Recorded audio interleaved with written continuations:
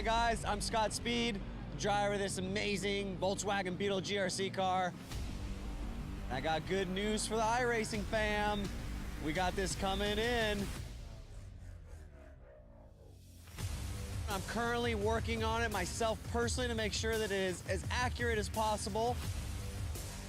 With the addition of dirt and now this mean car, it is gonna be so fun. And it's gonna be available free to all the iRacing members.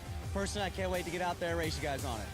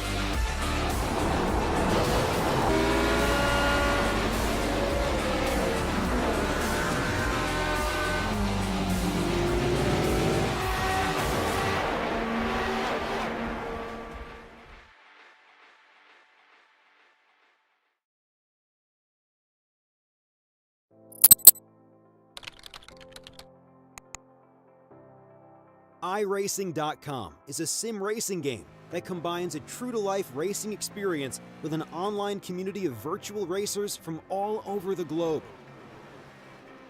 iRacing offers a multitude of officially licensed cars and tracks, laser scanned with millimeter accuracy.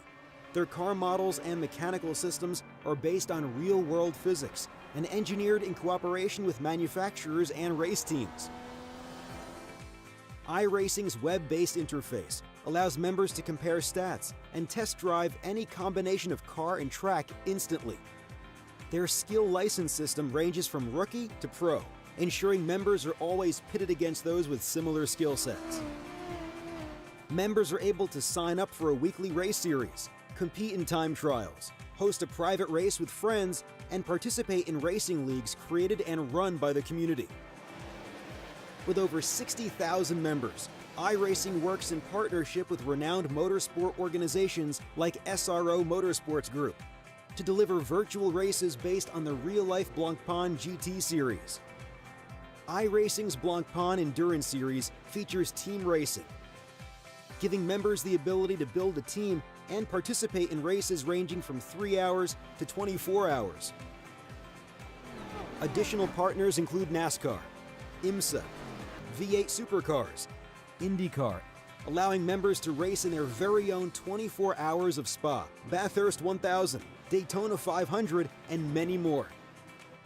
iRacing.com, delivering the most authentic racing experience short of getting into a real race car.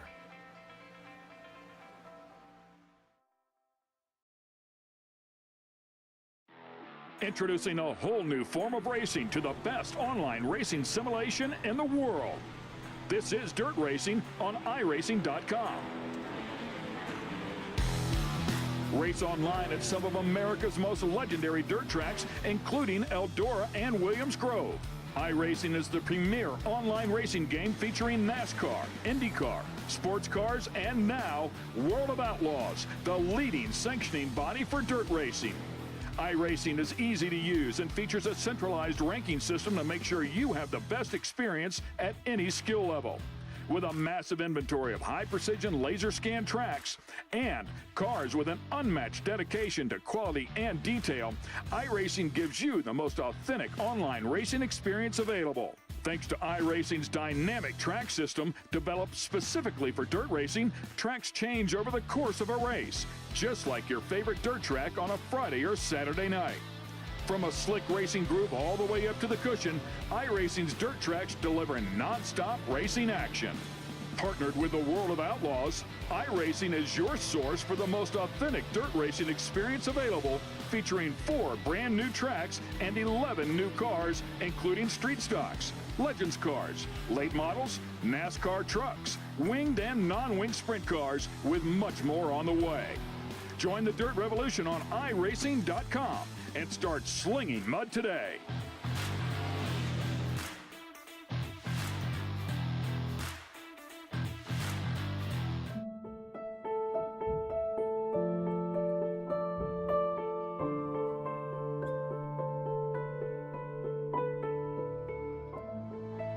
When I sat in the car, you always wonder what's it going to feel like. You know, it was my first time driving a mid-engine GT car. You know, my thoughts were, wow, this is really good for our first time in a car. I was really surprised by it. You're sitting low, you got the A-pillars at steep angles, the windshield's at steep angles, you can see the fender flares.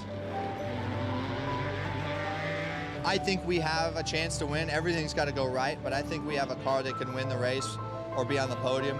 But can you imagine how cool that would be to go back 50 years later to the year and do it?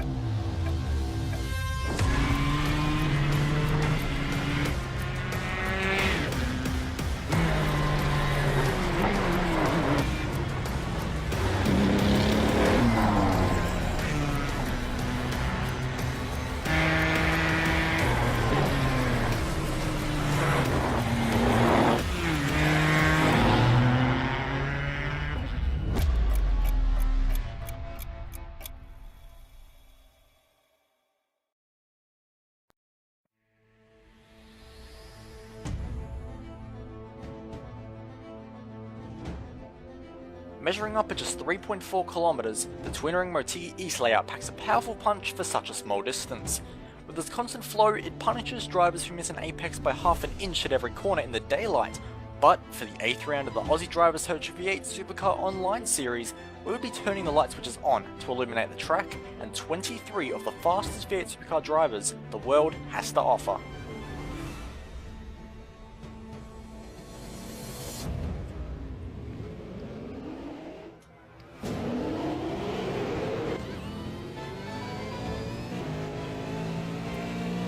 Drivers scrambled off the line, playing the waiting game to fire up the huge amount of horsepower, searching for any kind of grip from their Dunlop tyres. Lewis Kuechly would cop a whack to his pleb Simsport Commodore as Josh Rogers led the field from yet another dominant pole position. The talking car of Mitch McLeod would give Corey Preston a serve at turn 2, whilst Forza Al-Nabi was running up the front as usual, but running a little wide into the final hairpin allowed ERT driver Ryan O'Sullivan to have a go. Privateer Luke Harvey and ERT's Riley Blythe stood to gain the most from the contact as they headed 3 wide, thundering towards the huge braking zone of turn 1, with Blythe managing to win the standoff in a narrow contest against Harvey. Jeffrey Hartley's Fast Karts Falcon was under pressure from the SSR car of Wayne Burke, when he made an error into turn 6, locking the rears and creating a logjam at the apex of the corner, benefiting Michael Cracknell's exit and allowing the Commodore driver to have a go at Matt Stratford into the fastest of the circuit's chicanes. 2x2 through the opening segment, Cracknell would hold his nerve around the outside of the right-hander and get the optimal car placement into turn 10. But the WPC Falcon was able to counter-attack the Logitech car and hold an overlap on the exit of the remarkably tight hairpin, and then get the inside into the final corner. Door handle to door handle stuff from 2 incredibly experienced veterans of the series, Cracknell would once again manage to hold it around the outside of the final corner, and in doing so lining himself up with a fantastic exit, and once again the duo who had been going at it side by side for half a lap would find themselves facing turn 1, both hoping to finally get ahead of the other. Both hitting the middle pedal at near identical points, Cracknell would continue the side-by-side fight for the 5th consecutive corner, but would eventually throw in the white flag to Stratford.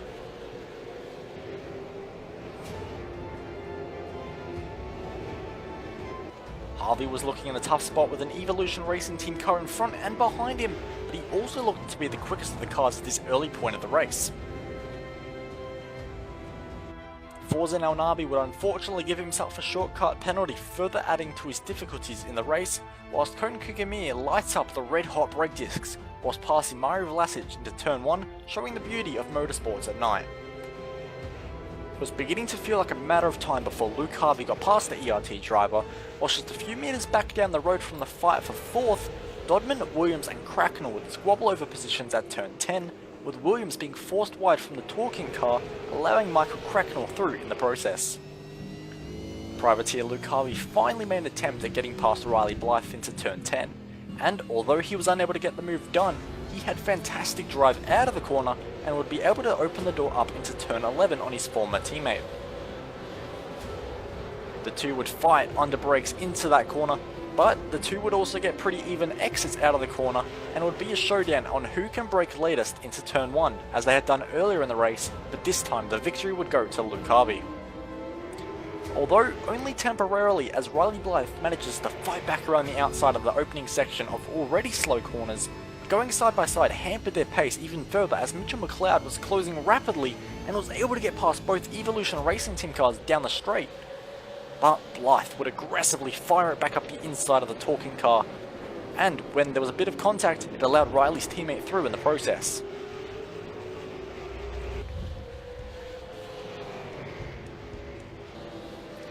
Mitchell Selak would also try his own overtake down the straightaway out of turn 5, and didn't mind doing a bit of lawn mowing whilst he did it. However, the grass on his tyres would fight back as he was unable to slow the TTL Falcon, allowing Cracknell to get an easy cutback. Second place Dean Warren was unable to hold on to race leader Joshua Rogers, and was quickly struggling to hold on to his car, allowing McMullen through down the front straightaway. Elnabi would fight on as he tried to recover what had been a horrid race by his standards, but getting past the talking car would prove difficult into turn 6, and, well, turn 10 didn't go much better as he struggled to regain composure and fell back even further after a moment under brakes. Unfortunately for Elnabi, it wasn't looking like he was going to be able to fight back anytime soon, with his rear tyres absolutely ruined. Selak didn't have to do any lawn mowing to get past Lewis Kugerly as the uniquely coloured Commodore failed to slow down for the apex, whilst Joshua Rogers had a faultless drive out front and would take yet another dominant victory by a huge margin ahead of McMullen and Warren. Cracknell, who had been in nearly every fight tonight, was unable to make a last lap move on Lewis Kugerly, whilst things would be different between Williams and Preston as Corey, clutching at straws, dives it around the outside of turn 8 and manages to gain the track position back. But Williams wasn't done yet, and in a last corner attempt, dove for the spot back and managed to get up the inside of the JMSR driver, and with a little bit of contact, Preston struggled to make it home to get that position. That's all from Matigi. Next up, it's the pride and jewel of V8 Supercars racing. It's the Mountain. See you then, guys.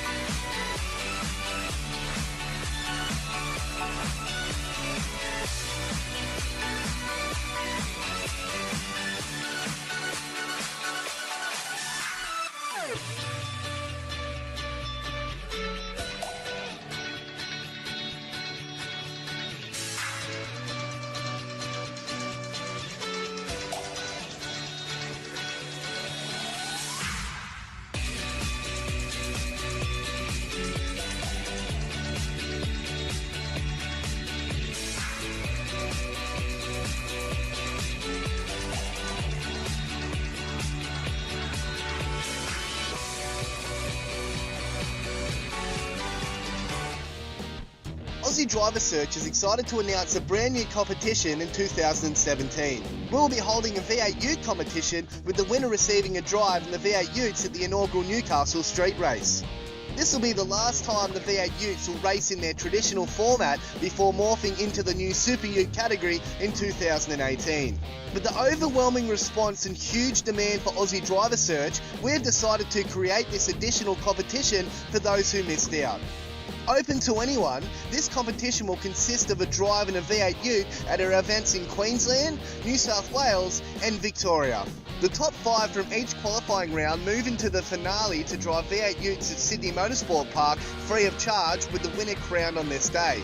3-time V8 Ute champion Ryle Harris is the judge for this competition. Ryle will also mentor the winner during the round at Newcastle. One person in the V8 Ute competition will also receive a wildcard entry into the final round of the Pro competition and be in the running to win a full season in the 2018 Toyota 86 Racing Series. The entry fee is only $800 with limited spots available. Entries are open now. These spots will not last long. Get your entry in to avoid missing out.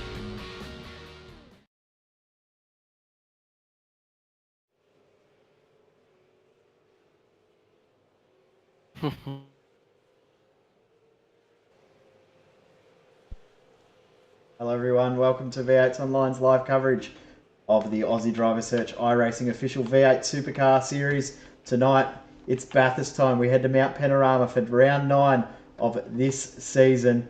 Hello everyone, Jay Kennedy, and tonight joining me in the commentary booth once again, Jared Philsell. G'day Jared. It's going to be a good night here at Bathurst. Yeah, it certainly should be.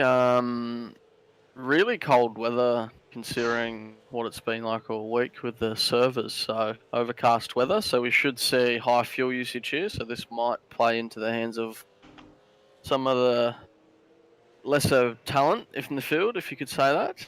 They might be able to stretch it out maybe a few more laps than some of the aliens. But no, it should be pretty interesting, this fuel battle for this race, that's for sure. Yeah, it'll be very, very interesting. The guys get around about 9.5 laps of fuel to a tank. So we'll see some guys might have to break it up into even 8. Some guys will get 9 laps to a tank, and some absolute genius fuel savers like Ian Ford could get the full 10 laps, which we have seen in other races throughout the week. But guys are currently in qualifying, starting to get some lap times coming in from the drivers. You see Dane Warren currently the fastest at the moment with a 2:04.2, but I expect by the end of this session, within the next 4 minutes, we'll see someone into the 2:03s, and right on cue, Josh Rogers absolutely smashes the field, 2:03.5. Yeah, alien pace there from Rogers. Been quick in a few servers that I've been in. So, yeah, no, he's looking quick. It's just a matter of if his internet holds up, fortunately. Being have a bit of dramas. Always has a few internet issues, does Josh Rogers. There's another guy that has a few technical issues, but always very, very quick. Dane Warren MP2 at the moment.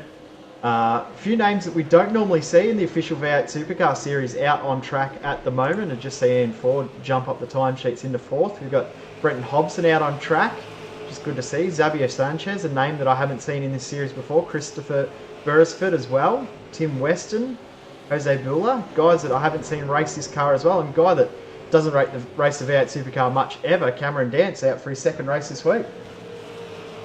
I think he's lost. There's no dirt around here. He was in the booth with me a couple of weeks ago and must have enjoyed being in the booth. He's now jumped out on track to have a race. We've got 2 minutes left on the clock, so watching Josh Rogers punching his second lap, you can see Forzen El Nabi is done. He has completed his times. He won't complete a second flying lap. A little bit off the pace for him. Mitchell McLeod up to 4th, second off the pace.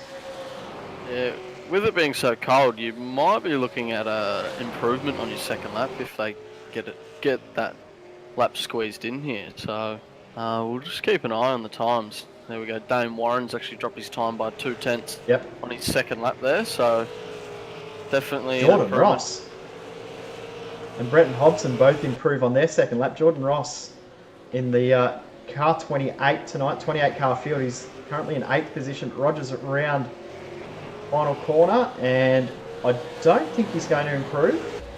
Yeah, he basically matched the time there. Exactly the same time. Good consistency there. McLeod improved. Jake Maloney up to third. Good lap time from him. Yeah, half a second gain on that second lap there, so maybe the first one was more of a banker, but he's effectively jumped 7 spots there. He did a 5 flat on his first lap, and now he's in the second row there. Good gain. Brian Borg, one of the only drivers, and 3 drivers left to actually post a lap time. And just see someone else move up the timesheets there. I'm not quite sure who it was. It might have been Luke Harvey. Ian Ford improved by just over a 10th on his second lap there, so he moves up to 5th on the grid in a ERT Ford Falcon. That's I think he's switched it up a bit this season. Yeah, he swapped over last week to a Falcon, so Borg finishes his lap with a 6.6 in a 22nd position. Greg Sharp crosses the line. He does a 7.1. Craig Jones won't get an actual lap time in, so that is our grid now sorted. We'll run through it. Josh Rogers starts this race from pole position over Dane Warren. Jake Maloney and Forzen El Nabi start on the second row. Third row will be Ian Ford and Mitchell McLeod. Marlon McMullen and Brenton Hobson will be the fourth row. Fifth row will be Adam Zeidinger, and rounding out the top 10, Jordan Ross. We got Luke Harvey in 11th, Hayden Dodman 12th, Riley Blythe in 13th, Michael Cracknell 14th, Brady Myers in 15th, Corey Preston in 16th, Daniel Williams 17th, Michael Hammond 18th, and Cameron Dance 19th, Adam Highland in 20th, rounding out top 20 cars. And we have Martin Carroll 21st, Brian Borg 22nd, Christopher Beresford in 23rd, Xavier Sanchez, that's a cool name, 24th, Greg Sharp in 25th, and Jose, I'll just call him Jose, in 26th, and Tim Weston in 27th, and Craig Jones rounds out the grid with no time set. As we said, it's fairly cool conditions for these guys. They'll be able to get out there, punch in some very, very quick lap times. They will require 2 pit stops for fuel. Most likely will take tyres at the same time. We've got 24 laps ahead, 150 kilometres or thereabouts in length this race tonight. But Josh Rogers, very, very good pace. But the interesting battle will be in the middle of the field. Marlon McMullen currently leading the championship. Mitchell McLeod second. Be interesting between those guys to see who can get to the front in regards to the championship battle. But I'm really looking forward to this. It's always good fun at Bathurst. Our favourite racetrack, our favourite race meeting. It's going to be a good fun one tonight. Yep. I'm looking forward to this one. Hopefully we don't have a monumental up the top of the mountain. That'll be a bit of a nightmare for the grid. But every chance of that though.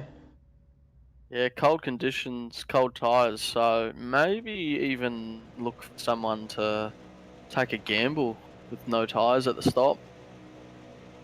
So revs rise, we are away, green flag flies, good jump from Rogers, Warren got away well too.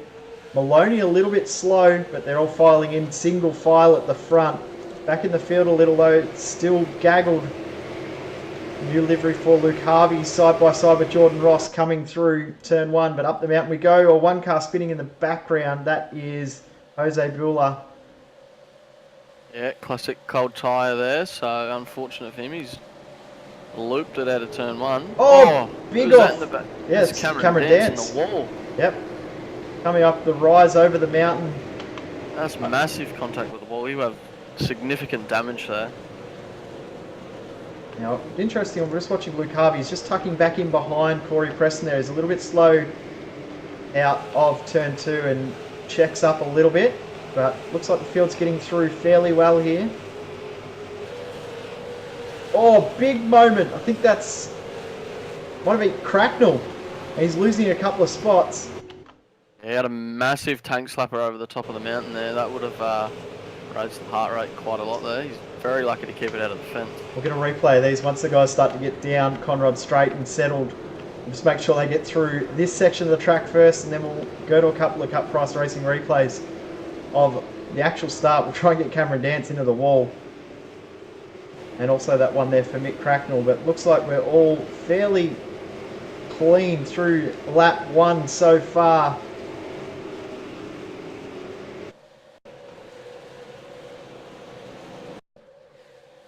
So replay on screen now. Cameron Dance will check him out coming up the rise here. You can see the car just unbalances and a clip with that rear right door into the wall.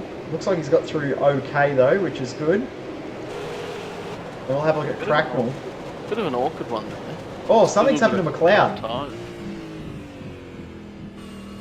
Something's happened to McLeod. So once these replays finish, we'll try and see what's happened with McLeod. But this is the big moment here for Cracknell. Yeah, he's really slow along the front straight there. I'm not sure what's happening with Mitch there. Possibly slow down penalty because they are very, very aggressive on lap 1. Yep, side by side with Marlon through the chase there, and they've had a bit of contact, and he's had a massive moment. Really lucky to keep it out of the wall there, and yeah, that's just a cut track penalty there for Mitch, so that's unfortunate. Yeah, lap 1 really hurts too with the cut track penalties too, so McLeod just a little bit of contact between he and McMullen, and big drift session. Did a good job to hold that too. Yeah, that was a bit of a 2-foot hack there, so we'll give him that one. That was a good skill there. He's managed to keep it straight and keep it going forward, which is a positive. So we go back live. Thanks to Cup Price Racing for their support with our replay vision. We've got Forzen Nabi and Ian Ford in a very, very tight battle. This is for 4th and 5th with Rogers, Warren, Maloney checking out the front of the field at the moment. Got a big gaggle of cars coming down the mountain.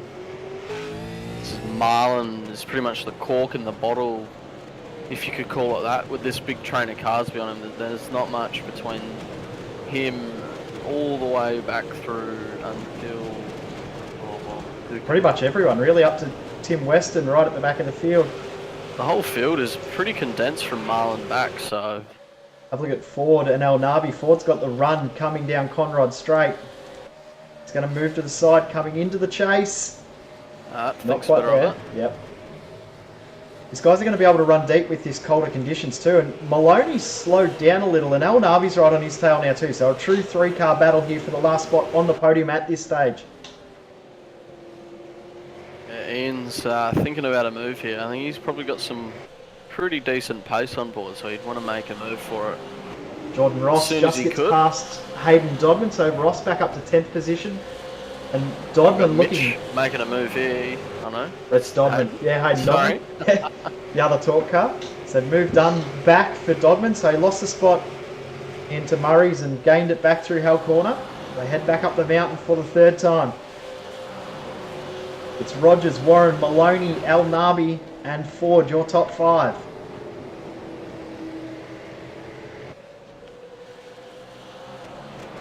Jordan Ross under a bit of pressure from Corey Preston now.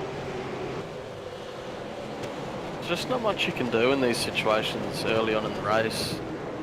You can't really make a move because you just don't have the pace and they don't have the pace, so you're just pretty much stuck there. Especially in a Bathurst sprint race, if you want to call it that. Really just got to consolidate your position and to move forward a little bit later on, but with it only being 24 laps, you really need to get a move on really early.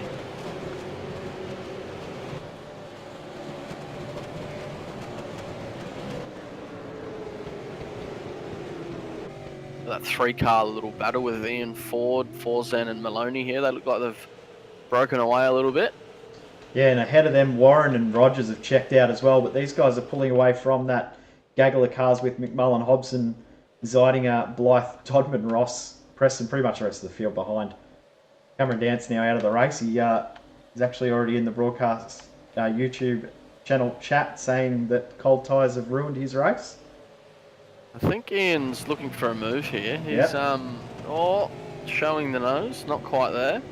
Interesting. I think he might have to play a bit smart here. I think he might be playing it smart with saving some fuel to go the distance a little bit longer than these guys up ahead. So always one for the odd strategy. So we'll have to keep an eye on him. He's one that is very, very good on saving fuel. So we're just seeing McLeod, Brady Myers, Mick Cracknell getting involved through Murray's corner. Going down the front straight. up the inside of Corey Preston at turn 1. Yep. New livery for Luke Harvey this week. McLeod with Brady Myers. Livery there. Yep, so 2 moves done. 3 moves done actually as well. Daniel Williams also through on Mick Hammond as well. But they're still side by side down the front straight. 2 by 2 by 2. 3 wide in the back behind there as well. Oh, hard to keep Adam Highland getting involved now too. Oh, big moment for Brady Myers. He's managed to hold it, but he's going to block this field. Adam Highland's stuck on the outside as well. McLeod's not going to be able to get through. So Williams now right on this train of cars. Highland got the raw end of the stick there. He got pushed up wide over the crown in the road and pretty much lost all momentum. So he's lost out there, unfortunately.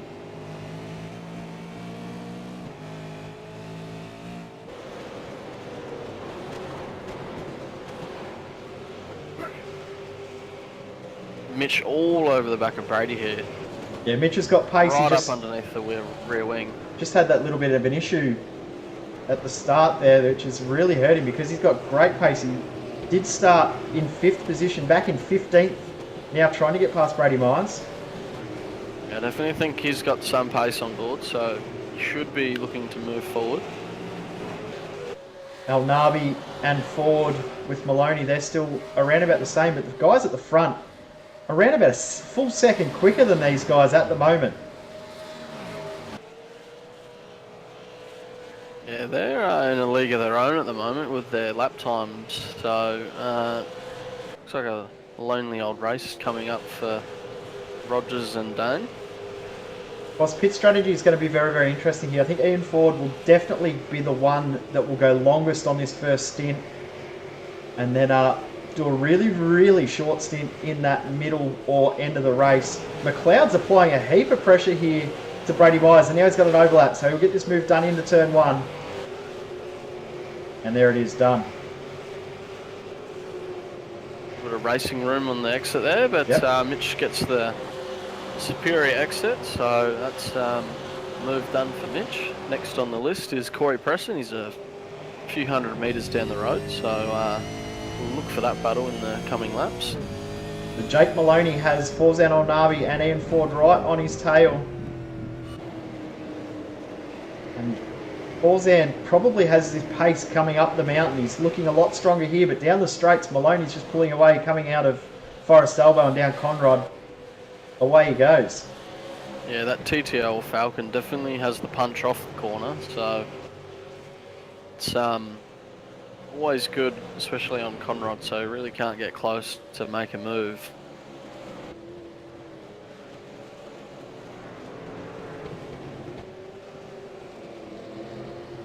Well, a great deal happening at the moment in terms of battles. Just looking back through the field, there's a few cars close, but nothing really coming in terms of pressure and mistakes or anything, so everyone's hitting their marks, which is good.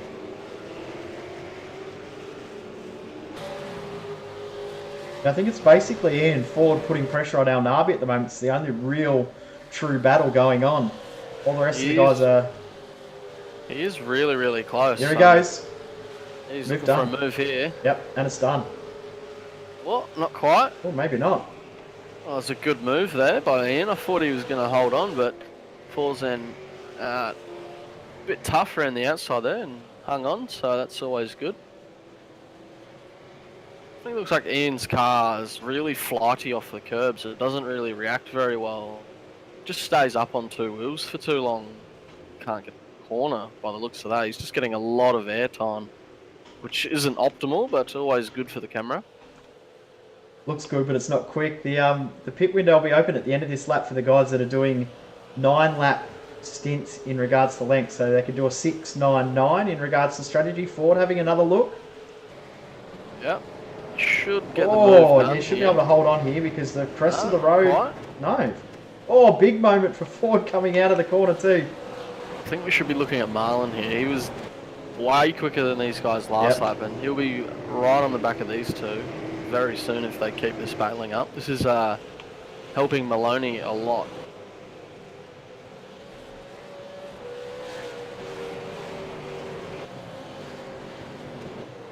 Yeah, Ian's just getting a little bit hot under the collar, wanting to get a get a move on, but Forzan's hanging tough and giving him room, but not letting him have it too easy. So, tough battle. Don't forget, if you want to keep up to date with where your favourite driver is on track, we do have live timing available on our website, v8online.com/live-timing. The link is in our YouTube description, so you can click on that and check out who is where on track. Ian's got a really good run here. I think we should jump on board with him and see how he goes coming down Conrad here. He really needs to just throw it in there and get the move done. You might just do exactly that. Oh, commitment levels there. Lets him have it. Yeah, big commitment though from Ian though, getting that move done. It's very, very tough to move up the inside there and get it done. He's gone very deep into the chase, and Forzan's actually got to run back on him. Thinks better of it. Definitely playing the long game here with these guys. And McMullen's right there now too. Don't count out Hobson either. So he actually matched Marlon's time there. So if these guys still tussle it out, which I think they could do, should be a good battle. So Rogers now has a 2.8 second lead over Dane Warren. 5 seconds further back up the road is Jake Maloney. Then it's the battle we've been watching. Ian Ford, Forzan Alnabi, and now Marlon McMullen in there. That's your top 6. Hobson, Blythe, Zeidinger and Dodman round out the top 10 at the moment. Brady Mayers in the background trying to get the move back on Mitch McLeod here. He's actually got up the inside. They're going to be side by side into the cutting here. Yeah, so Mitch should hold this position. Mitch just doesn't have much pace at the moment. I'm not sure what's happening. He's a bit flustered at the moment. Yeah, possibly burn up his tyres a bit too, trying to work too hard in that early battle. And then just not feeling comfortable with the car. He just clipped the wall then too, so... Not sure if that's a bit of netcode there, but definitely out of contact on my end as well. Yeah, and there's a guard missing at the front of the car now too, so I'm pretty sure he did clip the wall there because he was looking like he was pretty close to it. Hopefully it hasn't caused too much damage. No, it's just corrected itself, so guessing you're right, netcode. Yep. If I were him, I would probably be looking at clear air, even though he does have clear air at the moment. It just looks like his tyres are definitely gone. He just has nothing, so I'd be tempted to pit, clean air, head down and get on with it. 7, 8, 9 sort of pit strategy. The 7 lap stint now, then an 8 and a 9 to finish it off. Which we've seen a lot of guys do in the earlier races this week. Interesting battle between Riley Blythe and Adam Zeidinger. They're going at it pretty hard. Marlon going into the pits here. He's the first one to blink. Yep. Not a bad strategy considering the pace he had, catching El Nabi, knowing how tough it is to pass. The only issue is going to be is where is he going to come out? He's going to come out probably at the rear end of the field where they are. So we'll see. Yeah, he should get out in some clear air, so that'll be beneficial for him. But I think if I were Ian Forzan, you definitely have to cover him off for the undercut, because you're definitely not going to gain a whole lot at the end of a stint with it being so cold. No. So the undercut is the go here, but he's actually come out in a little bit of traffic towards the end of the field here. These guys might hold him up on his outlap, but I dare say he should get around them. Yep, so he's got Tim Weston ahead, and then also Cameron Dance, who's back out on track. Daniel Williams has come out in fairly clean air as well after making his stop. Luke Harvey, Corey Preston, this is pretty intense. This is 11th and 12th on track.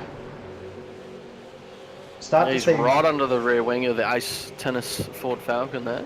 Pretty cool looking livery for that car too. A little bit different. I love the headlights on it though, with the tennis balls on the front. They look cool. Oh, he's right out sideways coming down the mountain there. He's out of control. It's a hairy moment there for him. Oh, another moment. Sure, what's going on here? I think he's might have a bit of a problem. He's actually got... Oh, and he's just put the wall in. Exit there. Yep. And that was definitely a wall contact there, not netcode that time. So he has left front fender damage. So I dare say he's probably hit the wall somewhere and he probably got a bit of steering damage. So Corey's got a run on him, who also has some damage on the left front. Would be affecting the straight line speed. So looks like they're stayed stagnant there. Can't Josh Rogers into the pits, as is Dane Warren. Forzan and Maloney reacting. So, and Ian going the alternate strategy and going long. Yep. Luke Harvey in. Corey Preston in. Going to see most of the field come in here, I think. Hobson in. We've got Blythe in. We've got McLeod in. It's been followed by Hammond, Cracknell. Highland, Borg, Carroll, Craig Jones. Pretty much the bulk of the field pitting there, so pit crews will be very busy. I'm not surprised that Ian Ford will stay out. I reckon he'll stay out one more lap as well. He'll do at least 10 for this first stint. If he can get the full 12, which has every chance for how well he can save fuel, there's a chance that he could make it on one stop. But I highly doubt that. He's actually lost it almost in pit lane. I think he's actually clipped the wall on the exit. Leaving his pit bay there, he's just completely lit it up and got sideways. And Forzan undercutting coming out of the pits. See if we can get a cut price racing replay on that one. Yep, got one up now. I'm just seeing McMullen and El Nabi on the timing as well live. McMullen has just got past El Nabi coming up Mountain Straight and into turn 2. Yeah, pretty easy move done there. That was a bit strange from Maloney there, wasn't it? I think he was concentrating on what Forzan was doing as opposed to watching where he was going himself. So we'll just see the move McMullen on El Nabi, and then we'll get back to live pitches. But pretty easy move for McMullen. Got his tyres already up in temp, and away he goes through. Gamesmanship there, trying to leave pit lane inside one another and distracting. That's it is quite distracting. So a little bit of games played there, but fortunately Maloney's fared worse off. Oh, we're hearing no chance of a one-stopper for Ian Ford, but... Oh, we got Jose in the wall coming down the mountain. He's in a dangerous spot. McLeod, really bad spot there. Big sideways moment. He almost needs to escape just to get out of the car. Go to a cut price racing replay. He can't do much there. He's pinned against the wall. And he's going to be right to go now. I think the field has gone through. We've got Ian Ford in the pits now, so 9 laps for Ford. Zeidinger in the pits. Dodman in the pits. Yeah, he was really, really hot over the mountain there. Oh! I think he was unsure if Harvey was going to make a move on him, and he's just lost it all on his own, unfortunately. Watch on board from Luke Harvey. You see almost a big heart attack moment for Harvey as the car slides across in front. And great job from Harvey to avoid contact. As we go back live, we pretty much have the entire field now pitting. Rogers resumes the race lead. Everyone but Jose Bueller has pitted. McLeod and Harvey's going to be... Dodman and Harvey's going to be interesting coming down Mountain Straight. No, it's all settled back into line. Ian Ford's actually jumped this whole pack that he was in front of. So, good strategy call there from Ian to run longer. He's definitely got a lot more potential in that car than his competitors think. So, he's playing a bit of mental strategy with them currently. See Cameron Dance getting out of the way the rest of the field.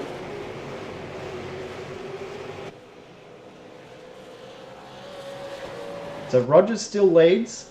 That gap back to Dane Warren has closed in the pit stops. It's now down to 1.4 seconds. It was out to 3.2 before the pit stop cycle started. So a good gain from Dane Warren in this pit stop battle. Yeah, Rogers is quite thirsty on the fuel, so that could be playing a part in this race being so cold. So Dane could be a little bit lighter on the loud pedals. So 1.5 seconds quicker in the stop. So that's the actual gap that was gained in that last pit stop. Yep. Say about 4 litres less than Rogers in the lap to get that gain. So we'll keep an eye on it.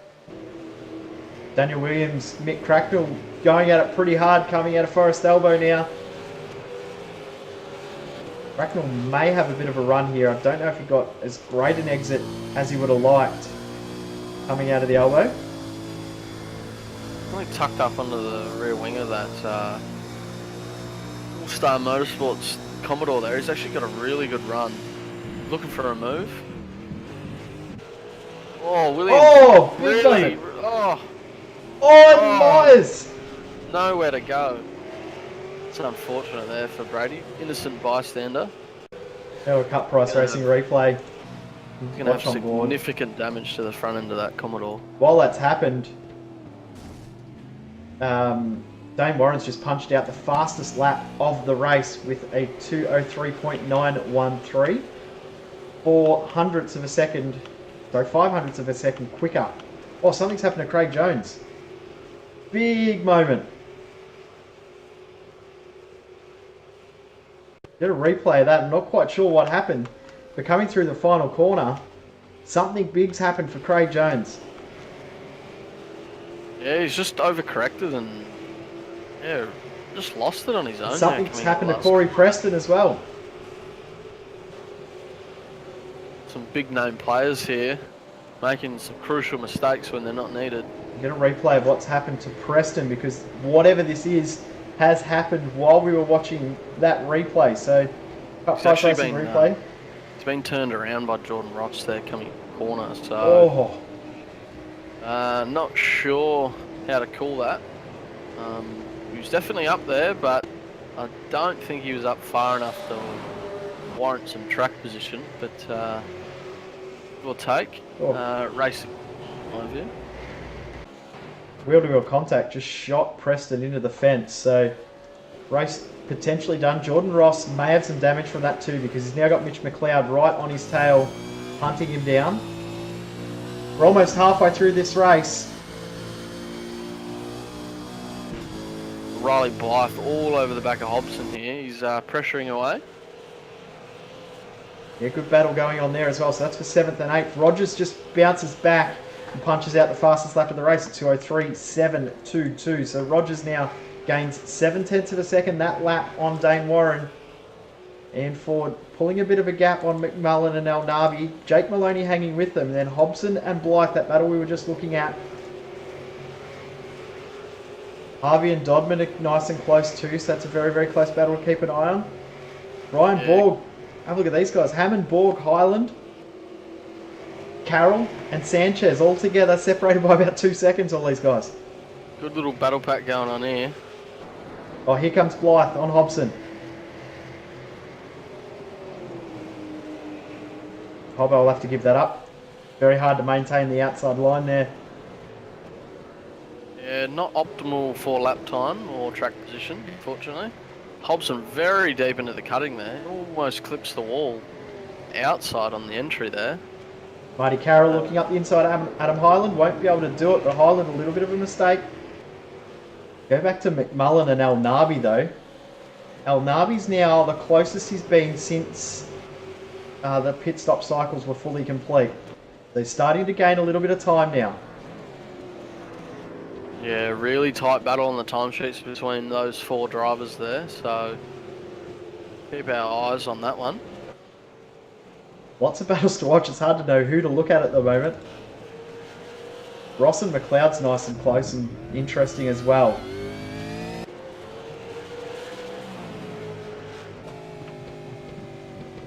Yeah, this battle towards the end of the field with Marty, Carroll, Highland and Borg is quite intriguing actually, because the lesser known driver of Sanchez is actually lapping faster than some of these well-known names in the community here, so we'll see what he can do with it.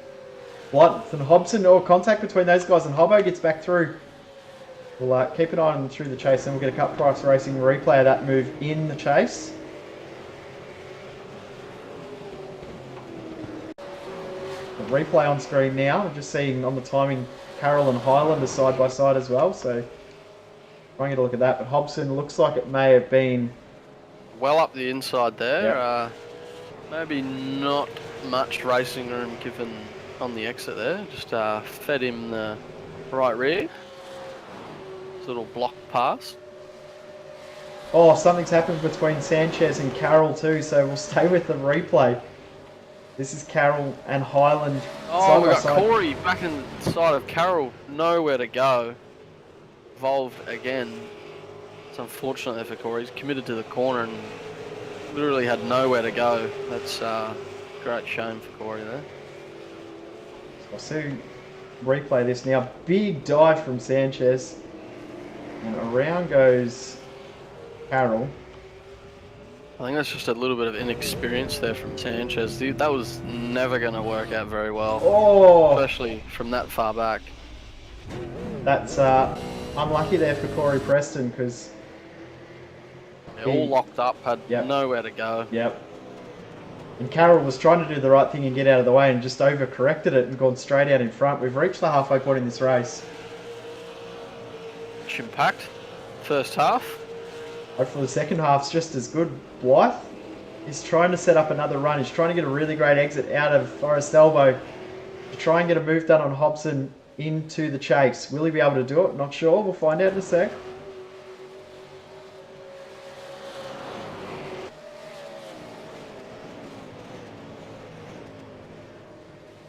Too far back in my opinion. Unless you can... Nah. While these guys are fighting too... Dive bombs. Zeidinger's starting to catch up behind as well. So last lap around he gained 1.5 seconds over Hobson. And this lap he's gained more time again.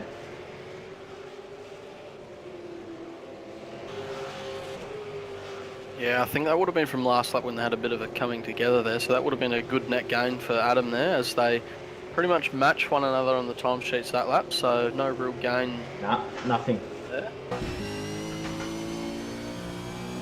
Ross and McLeod are still going at it too, which is good to see. They're maintaining that gap at that 0.3 of a second that it's been for the last couple of laps.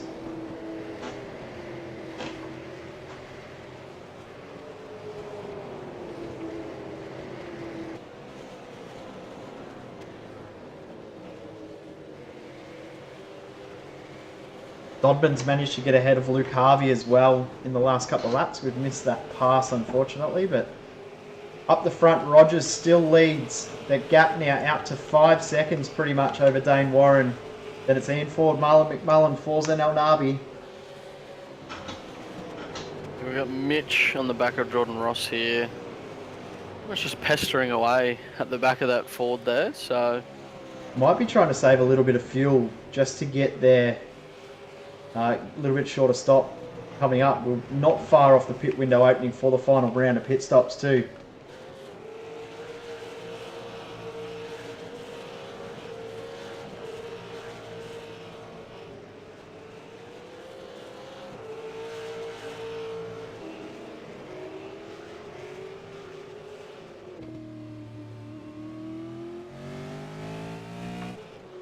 See if we can jump on board with Josh Rogers for this lap 15 of this race. Just see how he goes about it. Have a little bit of a rest. We'll see how he goes.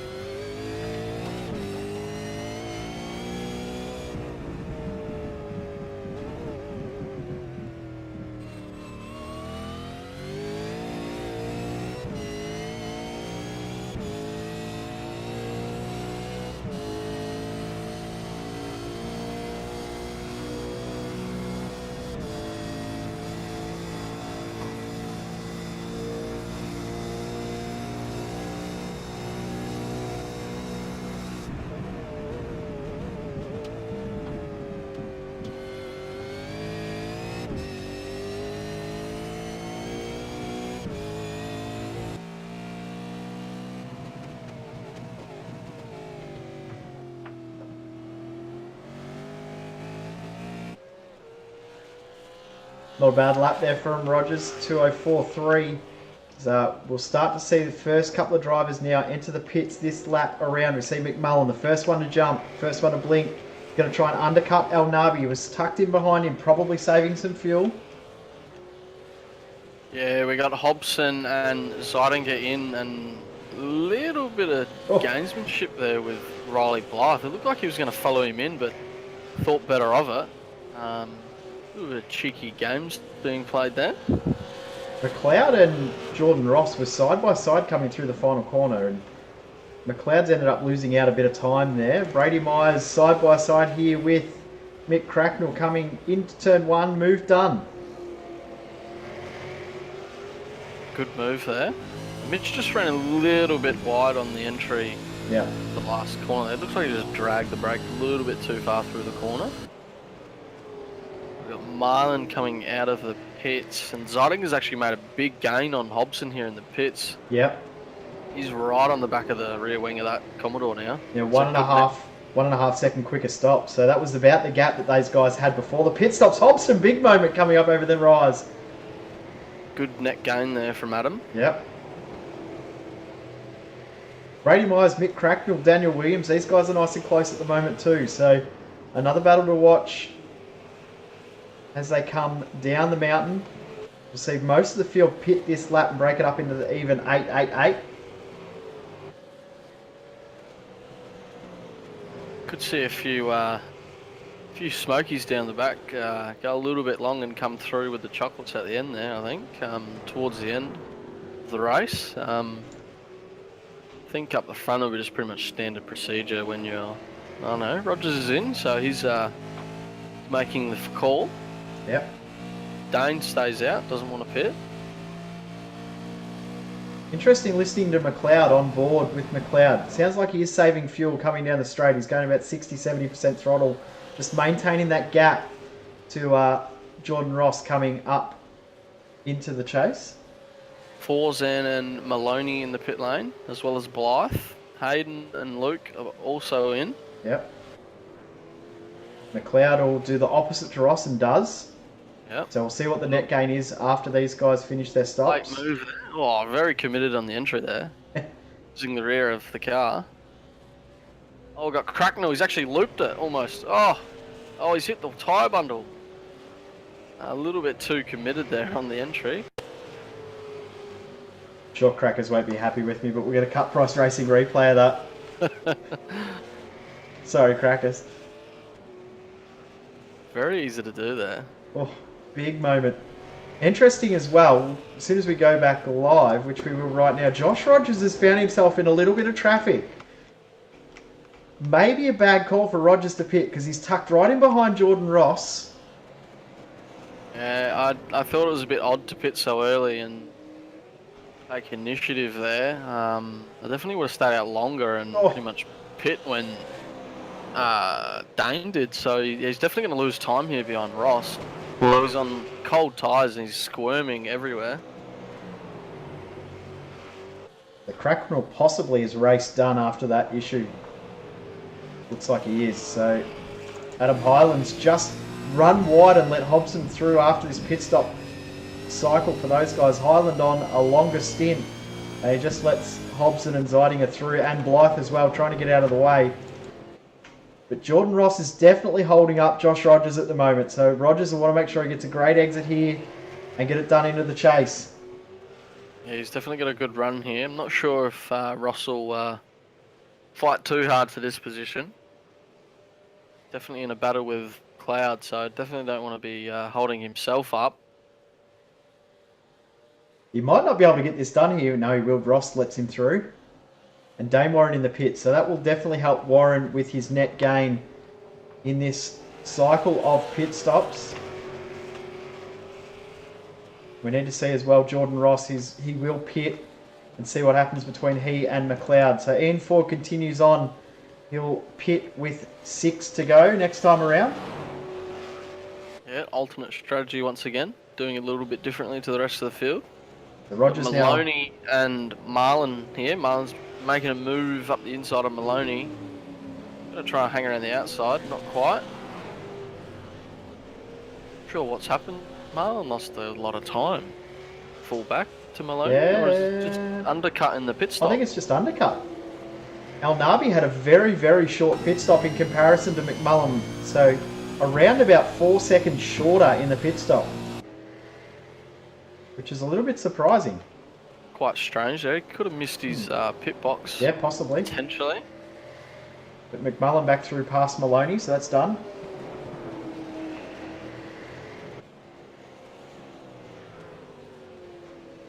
We've got Mitch McLeod. He's actually lost out a lot of time to Jordan Ross in the pit stop there. Not sure what's happened. And there, he's lost a heap of time.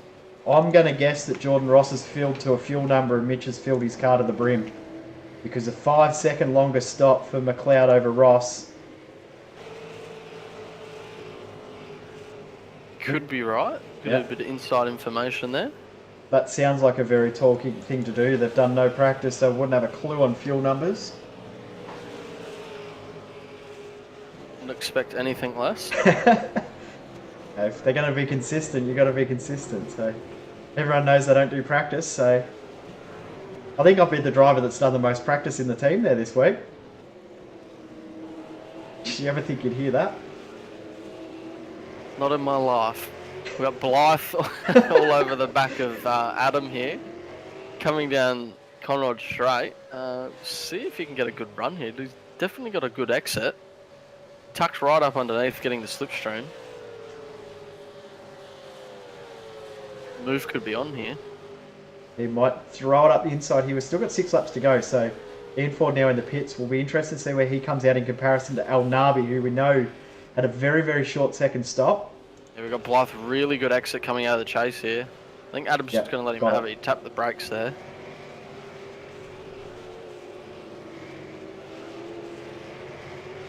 Smart play there by Adam, just to let Blythe through. So you try and tag onto the back of Riley so he can get up to Hobson.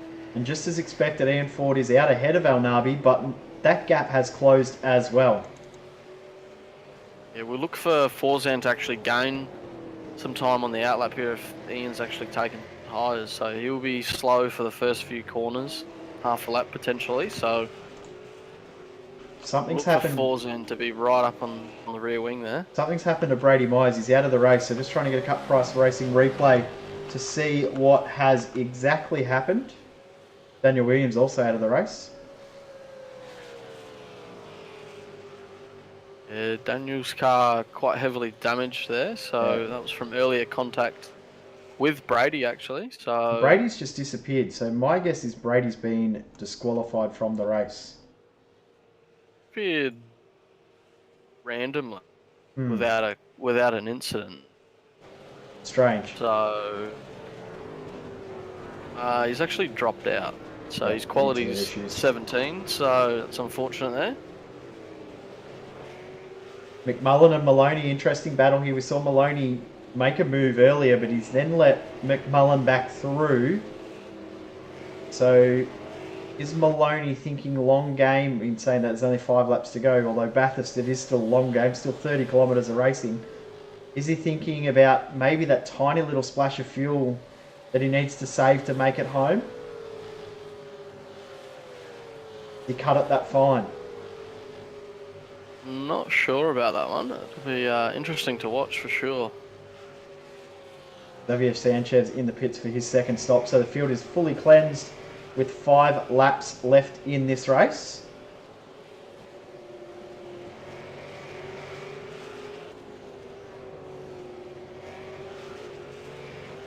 Quite a few beaten up cars that we got hanging around down the racetrack here. There's not many straight at the moment. They're beating their panels off the walls, so cutting it fine tonight.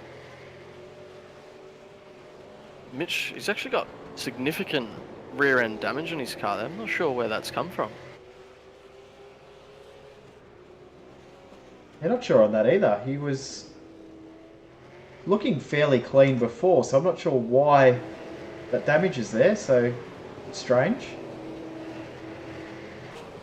Rogers is now out to a 4.2 second lead over Dane Warren.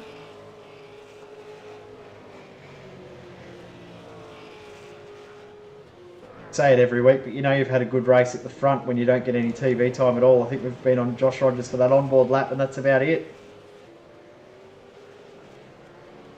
Yeah, there's not much you can do when you're out the front. Just heads down. It's definitely not anything in terms of action coming from Rogers, that's for sure.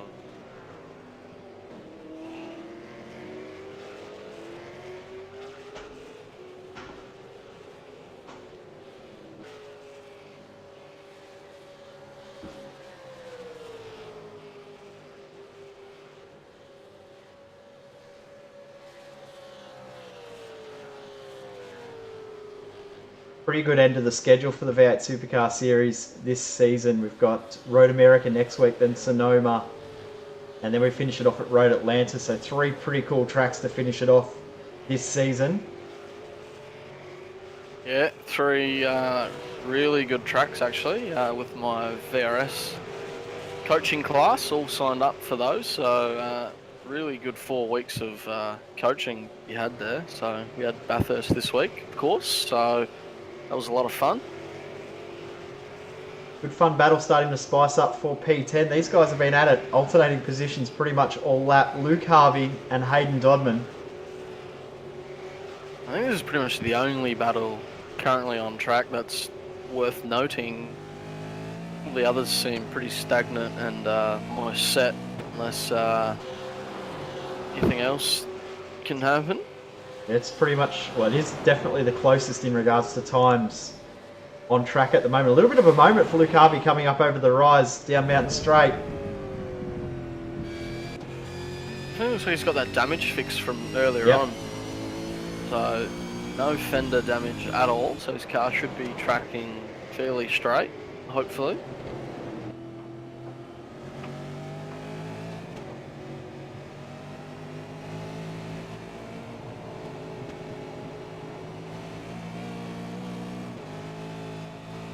Bit of a mistake last lap by the looks from Luke. He was half a second slower than Hayden, but they've pretty much been trading lap times lap after lap, so this will be an intriguing battle if Hayden can stick with it.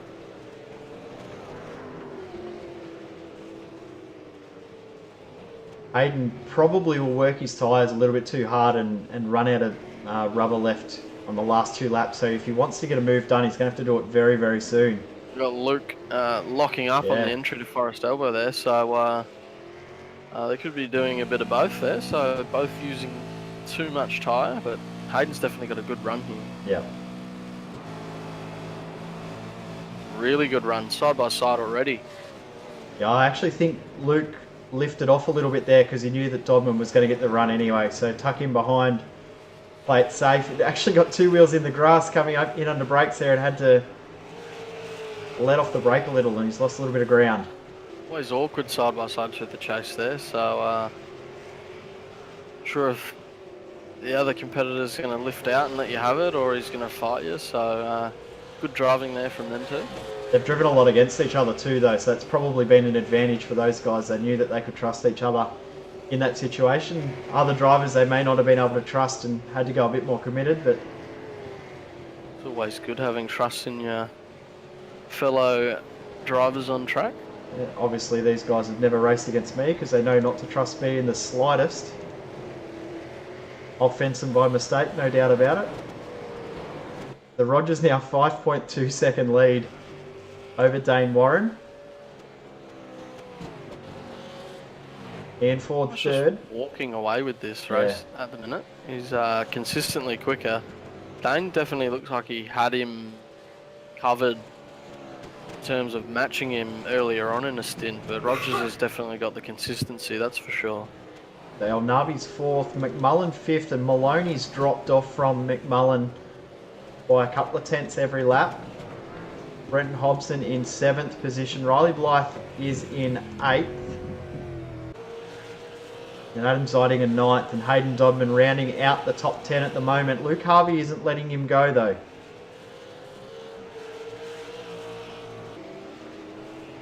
They're still tucked up right underneath the rear wing there, so don't think Luke has the edge at the moment over Hayden. Definitely in tyre life terms. Doesn't look balanced, that car.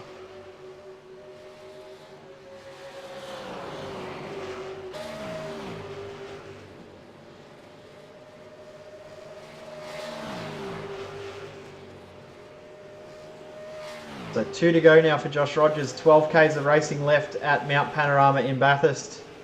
Here round 9 of the Aussie Driver Search iRacing official V8 Supercar Series.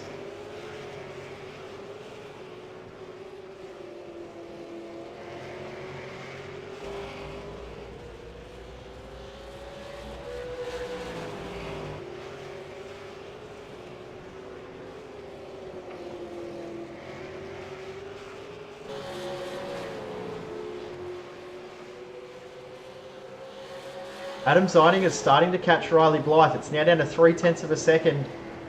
He's starting to put a little bit of pressure on. Zeininger, though, has used the tyres for 1 lap longer. He did run, or is running a longer stint this time around than Blythe. But some guys will be starting to struggle on fuel too. They'll be starting to look at their fuel numbers and wondering whether they're going to make it home or not.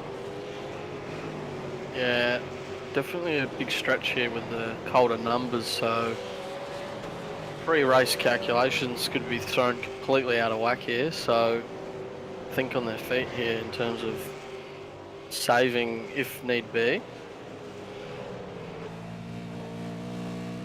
Last lap by, Forzan was actually half a second quicker than Ian Ford, so saying that, I think he could have made a slight mistake as his previous laps were pretty much matching Forzan's as well, so keep an eye on it.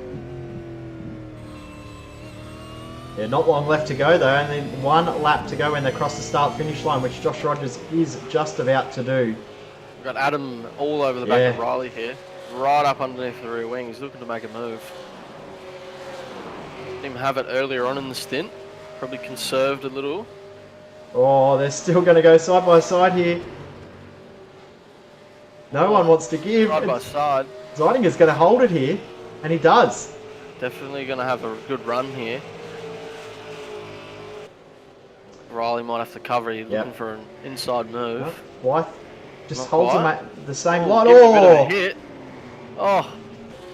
Yeah. Redresses that Pulls position. out of it. Yep. It's, good sportsmanship there. So final lap for these guys. This is the 24th and final lap of this race.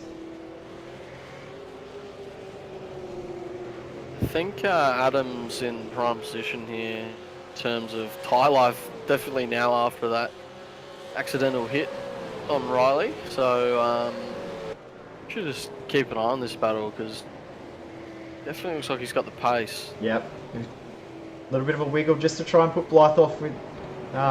was never going to make a move, but just trying to put him off and think about what's going on. If these two come together like they did again, don't forget Hayden and Luke. They're catching pretty quick too. Their last lap by around about 2 seconds quicker. The lap before they were about a second quicker as well. So Ian Ford and Forzan Onabi are starting to close up too for third. So that's not over yet as well, but Adam Zeininger trying to catch onto the back of Riley Blythe. He's starting to close again. Lost a little bit over the top of the mountain here, but I think he's definitely better coming down. Yep. This is the point here that he starts to gain a lot of time and coming right into Forrest's elbow. Yeah, he's definitely gained some time back there coming down. Josh Rogers is going through the chase for the final time. We'll go to him in a moment. That was a massive moment for Zeininger. It was loose, really loose in the front. Oh, and loose off the exit as well. So Josh Rogers coming into Murray's corner for the final time, picking up this win here. A dominant drive once again for Josh Rogers. Wins this round. Dave Moran will finish in second position. Third position is not over. It is now Ford will hold on over El Nabi. Zeininger and Blythe still going at it right into the chase for the last time. At the moment, Blythe's going to hold on, but one more corner left. These guys will be checking their fuel numbers, checking it twice. Will they have enough? Quite cheeky to make a move there. His brake definitely later. Can't really do much with it there. Great bit of driving from those guys in the end. Good battling between those two. Martin Carroll. Ross out of fuel, trying to make it home. Does make it home. Interesting battle Luke happening. Harvey with massive damage to his car. So we've missed something there. Yeah, something's happened right at the end of the lap there, I think. Get a replay. No boot, no bonnet. He actually looks like coming down the mountain. He may have had an incident. Yeah, he's lost it on his own coming out of the dipper, unfortunately. Yep, replay on screen now, thanks to Cut Price Racing.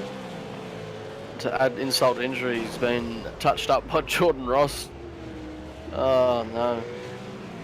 It's unfortunate. There's not much in it for Ross, but yeah,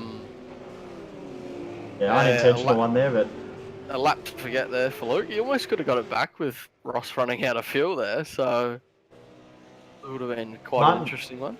Martin Carroll, Tim Weston, and Christopher Beresford still going at it. This is the last drivers on the lead lap. 18th, 19th, 20th. Weston's run wide. Beresford's going to try and come through. He's going to cover him. Oh, they're going to go through wide, and Carroll's out of fuel. Martin's out of fuel. Oh, big open. And Carroll's going to still keep a spot. Oh, wow. No. Quite an entertaining last lap for those blokes. That'll be We'll run through the race results. That was entertaining at the end there. Josh Rogers picks up the win, 7.3 seconds in the end over Dane Warren. Ian Ford holds on for that last spot on the podium over Forzen Al Nabi in the end. Marlon McMullen in 5th position, Jake Maloney 6th, Bretton Hobson in 7th position, Riley Blythe 8th, Adam Zeidinger 9th, and rounding out the top 10 is Hayden Dodman. Yeah, we got Ross in 11th, Harvey in 12th, McLeod in 13th, Hammond 14th, Highland in 15th, Greg Sharp 16th, Brian Borg 17th, Tim Weston in 18th, Marty Carroll in 19th, and Christopher in 20th, on all last on the lead lap there. And we got Jose in 21st, 1 lap down, Cam Dance 22nd, 2 laps down, Corey Preston 23rd, 3 laps down. We got Xavier Sanchez 24th, 5 laps down, and unfortunately for Brady with his internet disconnect, 7 laps down, and Cracknell with his unfortunate pit lane entry, 8 laps down, as well as Daniel Williams and Craig Jones rounds out the field, 14 laps down. Absolutely awesome night of racing once again at Mount Panorama in Bathurst. As we said, our next round will be off to Road America. Another little bit longer race like we've had tonight, which has been really, really good to love these little bit longer racing. Then we've got Sonoma and Road Atlanta to finish off the series. Thank you for jumping in the booth once again, Jared. No worries, my pleasure. Next broadcast will be Wednesday night for New Zealand and Australian iRacing Formula Renault Championship. Thursday night we will have our Thursday night IMSA broadcast once again. Saturday night we will have the Australian 360 Sprint Car Championships. And then next Monday night we will be back once again, same time, same channel here for the Aussie Driver Search iRacing official V8 Supercar Series. Thank you for tuning in. Your winner of round 9 has been Josh Rogers. Thanks for watching. Aussie Driver Search is excited to announce a brand new competition in 2017. We will be holding a V8 Ute competition with the winner receiving a drive in the V8 Utes at the inaugural Newcastle Street Race. This will be the last time the V8 Utes will race in their traditional format before morphing into the new Super Ute category in 2018. With the overwhelming response and huge demand for Aussie Driver Search, we have decided to create this additional competition for those who missed out. Open to anyone, this competition will consist of a drive in a V8 Ute at our events in Queensland, New South Wales and Victoria. The top 5 from each qualifying round move into the finale to drive V8 Utes at Sydney Motorsport Park free of charge, with the winner crowned on this day. 3-time V8 Ute champion Ryle Harris is the judge for this competition. Ryle will also mentor the winner during the round at Newcastle. One person in the V8 Ute competition will also receive a wildcard entry into the final round of the Pro competition and be in the running to win a full season in the 2018 Toyota 86 Racing Series. The entry fee is only $800 with limited spots available. Entries are open now. These spots will not last long. Get your entry in to avoid missing out.